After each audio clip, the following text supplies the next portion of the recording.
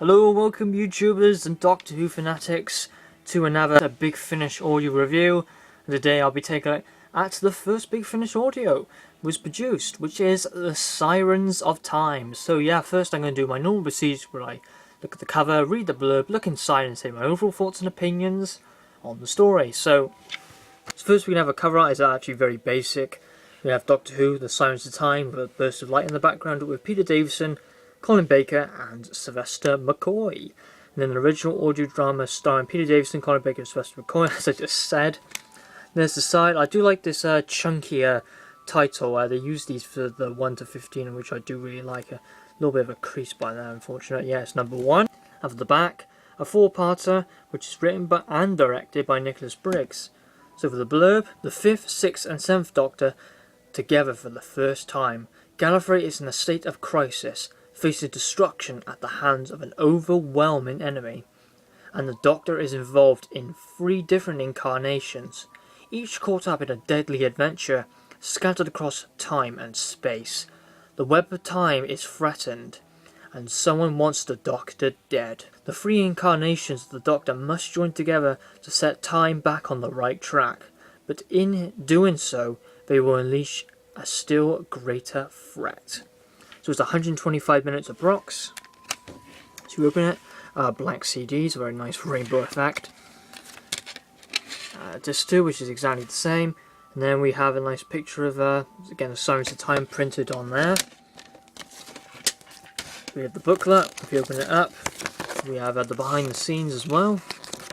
We have what it would look like actually if it was produced as a TV story. In Classic Who, that looks pretty nice. More audio adventures, and then BBC books as well. So pretty snazzy stuff. And yeah, there's it's a 4-parter divided on 2 discs. So my overall thoughts and opinions on the Sirens of Time. Well, the Sirens of Time has actually got a lot of different reviews by different people. I've been looking on some on the Amazon and other people's reviews on it on YouTube. And some people say they do really like the story. Some people say it's a good story, but stories beat it. And people say it's a rather dull and quite of a boring story. But of course, this is my own opinion on the Sirens of Time. And it's better to review it in sections to parts, because part 1, 2 and 3 and 4 are all very different and unique to each other. I can see why. But part 1 features Sylvester McCoy, part 2 features Peter Davison, part 3 is Colin Baker, and part 4 is all of them. So it's a nice little section they have done for each parts. So yeah, I'm going to not say my overall thoughts yet, but let's go into part 1. Yeah, part 1 features Sylvester McCoy. Again, he does sound a little bit different from his later Big Finishes. Maybe he's put more enthusiasm into his later ones, but still he's very good. It was quite odd where it's going. It has a very weird and annoying villain starting that one with someone laughing in it quite a lot. Reminds me of The Abandoned a little bit. But still, Sylvester McCoy meets a character very strangely right on the bat, where someone was getting killed by I think sinking in quicksand or something like that. Quite a strange thing, but anyway, part 1, yeah, it's quite slow in my opinion. It doesn't really go that far, and it does introduce a villain with a very low voice, quite creepy and threatening on audio. But yeah, part 1 isn't anything fantastic. It was quite slow and tedious in my opinion. So we go to part 2 with Peter Davison. Peter Davison was actually quite good in this audio. I was quite surprised, to be honest. He's featured on a ship, and it was featured on a ship, a German ship, I believe. And yeah, this one had much better characters in it, and a much more better character development in this one than part 1 to part 2. So it's completely different. Now, Peter Davison did a really good performance in it. I did like the German person in that one. He was also very good, very interesting as well. That he was actually mind controlled by the threat that was putting Gallifrey in crisis.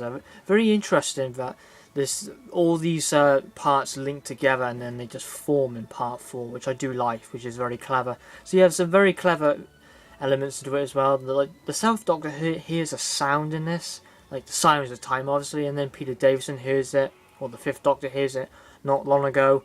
And yeah, they link very well, they do. So yeah, part 5 was good, surprisingly good. Much better than part 1, I believe, so yeah, that was pretty good.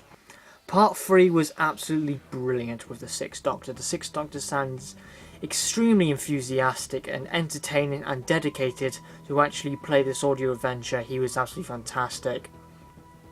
Again, some great character development as well, which I did really enjoy.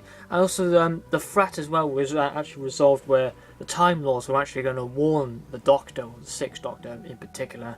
And he gets killed off to say what he's actually supposed to do, but of course he gets killed off or killed, and yeah, he doesn't actually know what to do.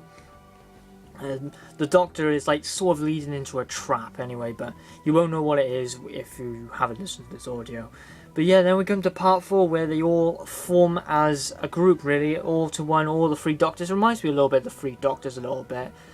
And yeah, part 4 is actually really good. It builds up all really well to stop the main threat and to save Gallifrey from the crisis. And to be quite rightfully honest, I thought it was a really good audio story, to be honest. I actually really enjoyed it. So for the positives, it was actually really well linked and it was stronger as it progressed on. So yeah, that was pretty good. The only weakness which I would give to it is part 1 is very sluggish and quite boring, and a very annoying start of a villain with a laughing voice, which was a woman. Again, reminded me a little bit of The Abandoned, which I didn't really like, but to be honest, that's only my little criticism, really. And quite sloppy character development in part 1 as well, so that did give it a really low score into the end, but overall score was actually pretty good. So yeah, overall Sirens of Time is, to be honest, a really good audio which I absolutely enjoyed.